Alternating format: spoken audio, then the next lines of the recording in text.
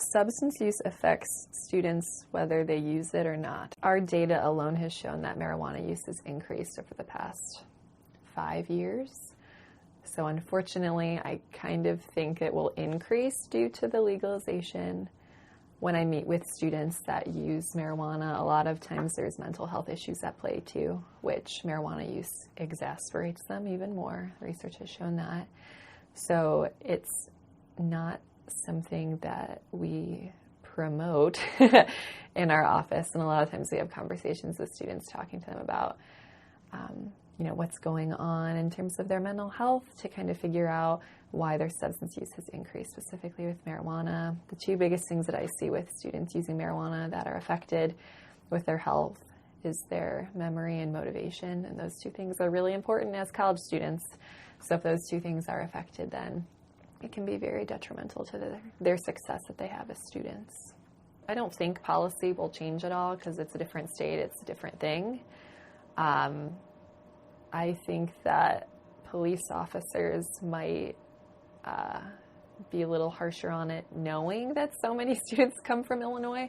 So like all our students coming on I-80, I don't know if there's going to be checkpoints or not.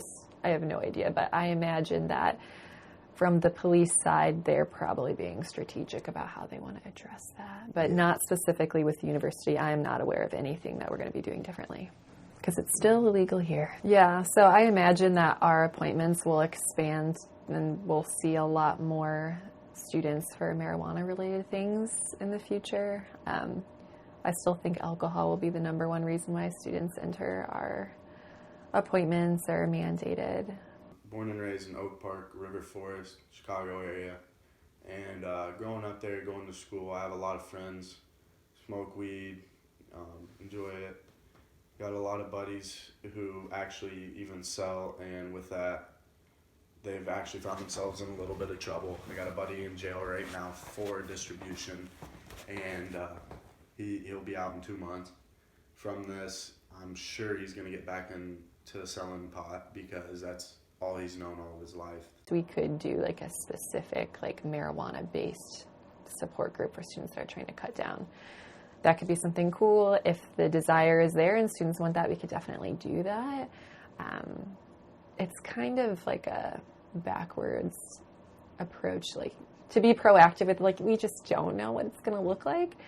And we'll have to see when it happens what we see in terms of data, because everything that we do at the university, especially in our office in student wellness, is data-driven. So if maybe we project that we're going to see an increase and there really isn't, then we're not going to change anything that we're doing. If we do, then we'll make some plans, look at the research to see what best would fit for our campus. But I will say a lot of times when I do meet with students that use marijuana, the mental health link is much more profound than it is with alcohol. Most of the time when I meet with students, if they're here for marijuana, that is their chosen drug. For some reason, they don't like alcohol, and they've chosen for themselves that they think that marijuana is safer and has less negative consequences.